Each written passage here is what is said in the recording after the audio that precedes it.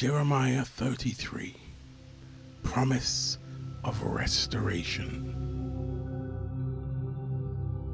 While Jeremiah was still confined in the courtyard of the God, the word of the Lord came to him a second time. This is what the Lord says, He who made the earth, the Lord who formed it and established it, the Lord in His name. Call to me, and I will answer you, and tell you great and unsearchable things you do not know. For this is what the Lord, the God of Israel, says about the houses in this city and the royal palaces of Judah that have been torn down to be used against the siege ramps and the sword in the fight with the Babylonians. They will be filled with the dead bodies of people I will slay in my anger and wrath. I will hide my face from this city because of all its wickedness. Nevertheless, I will bring health and healing to it. I will heal my people, and I will let them enjoy abundant peace and security.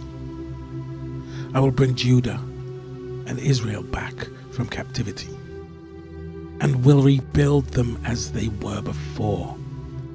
I will cleanse them from all the sin they have committed against me, and will forgive all their sins of rebellion against me. Then this city will bring me renown, joy, praise, and honor before all nations on earth that hear all of the good things I do for it. And they will be in awe and will tremble at the abundant prosperity and peace I provide for it. This is what the Lord says. You say about this place, it is a desolate waste without people or animals. Yet in towns of Judah and the streets of Jerusalem that are deserted, inhabited by neither people nor animals, there will be heard once more the sounds of joy and gladness, the voices of bride and bridegroom, and the voices of those who bring thank offerings to the house of the Lord, saying, Give thanks to the Almighty, for the Lord is good. His love endures forever.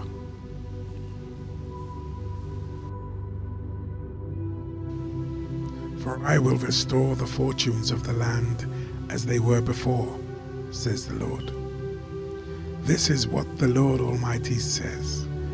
In this place, desolate, without people or animals, in all its towns, there will again be pastures for shepherds to rest their flocks.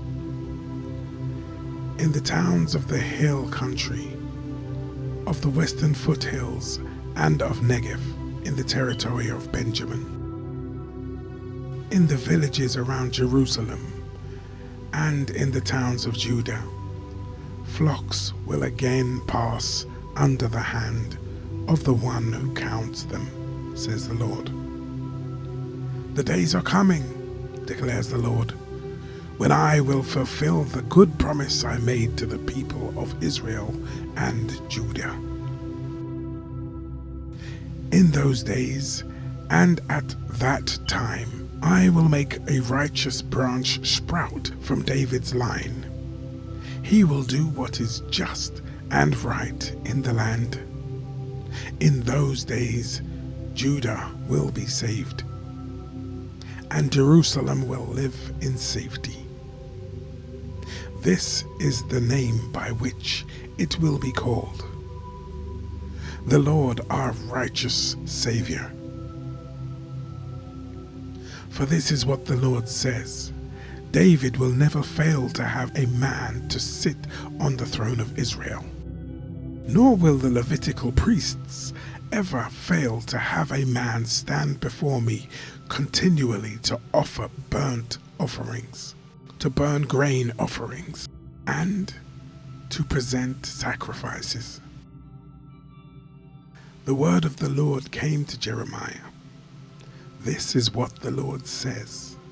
If you can break my covenant with the day and my covenant with the night, so that day and night no longer come at their appointed time, then my covenant with David, my servant, and my covenant with the Levites, who are priests ministering before me, can be broken, and David will no longer have a descendant to reign on his throne.